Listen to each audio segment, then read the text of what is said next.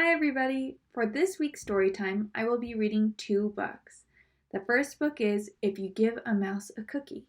The second book is Giraffes Can't Dance. Let's get to it. If you give a mouse a cookie.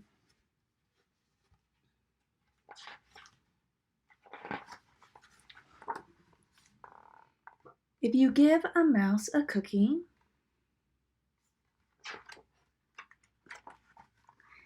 he's going to want a glass of milk.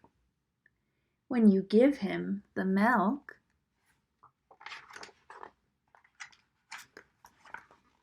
he'll ask for a straw.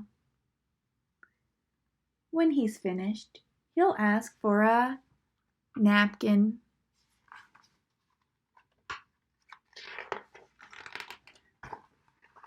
Then he'll want to look in a mirror to make sure he doesn't have a milk mustache.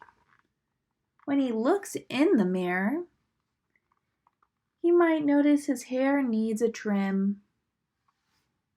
So he'll probably ask for a pair of nail scissors.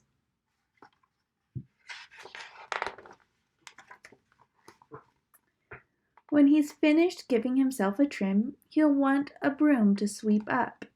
He'll start sweeping. He might get carried away and sweep every room in the house.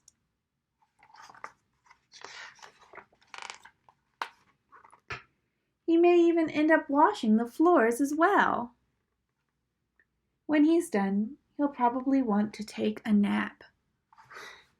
Bet he's tired.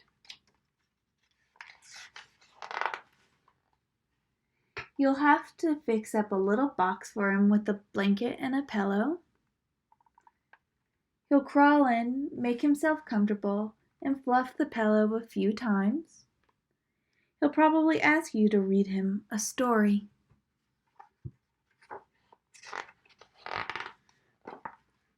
So you'll read to him from one of your books, and he'll ask to see the pictures.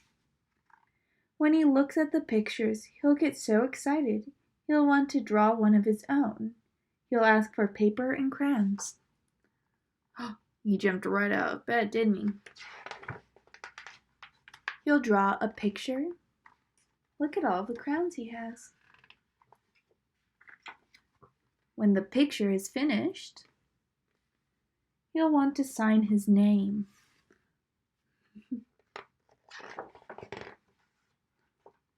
With a pen. Then he'll want to hang the picture on your refrigerator, which means he'll need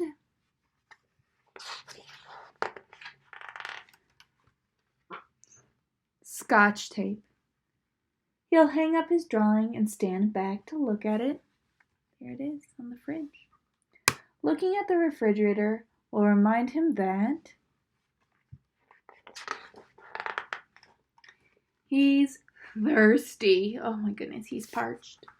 So, what do you think he's going to ask for? He'll ask for a glass of milk. And chances are, if he asks for a glass of milk,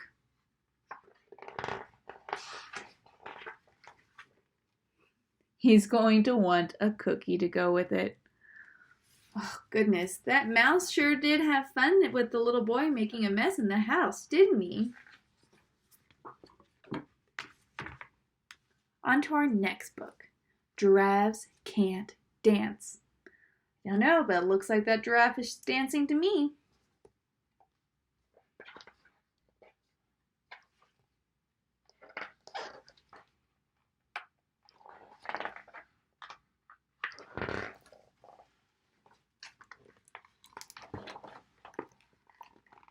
Gerald was a tall giraffe whose neck was long and slim.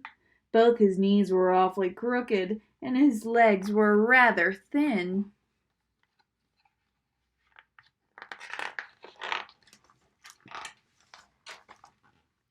He was very good at standing still and munching shoots off trees, but when he tried to run around, He buckled at the knees.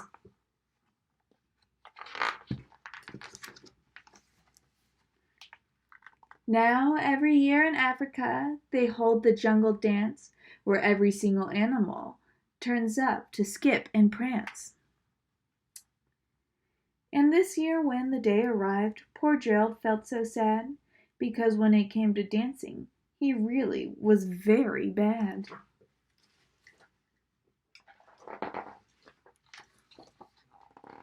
The warthogs started waltzing, and the rhinos rock and rolled. The lions danced a tango that was elegant and bold.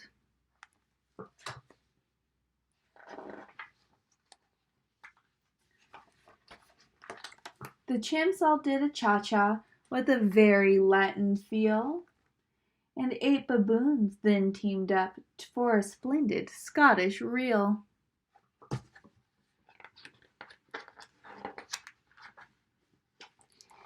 Gerald swallowed bravely as he walked toward the floor, but the lions saw him coming, and they soon began to roar. "Look at clumsy Gerald," the animals all sneered. "Giraffes can't dance, you silly fool. Oh, Gerald, you're so weird."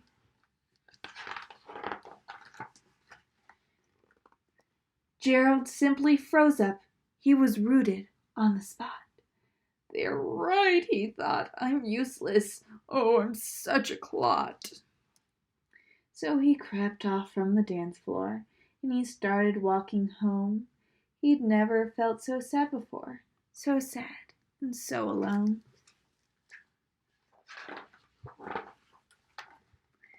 Then he found a little clearing, and he looked up at the sky.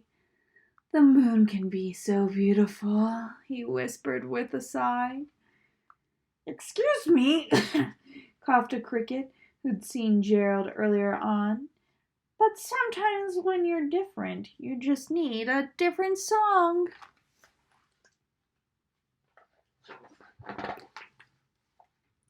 Listen to the swaying grass and listen to the trees. To me, the sweetest music is those branches in the breeze. So imagine that lovely moon is playing just for you. Everything makes music if you really want it to. With that, the cricket smiled and picked up his violin. Then Gerald felt his body do the most amazing thing. His hooves had started shuffling, making circles on the ground. His neck was gently swaying, and his tail was swishing round.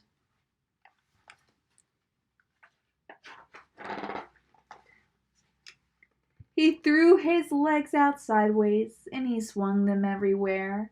Then he did a backward somersault and leapt up in the air.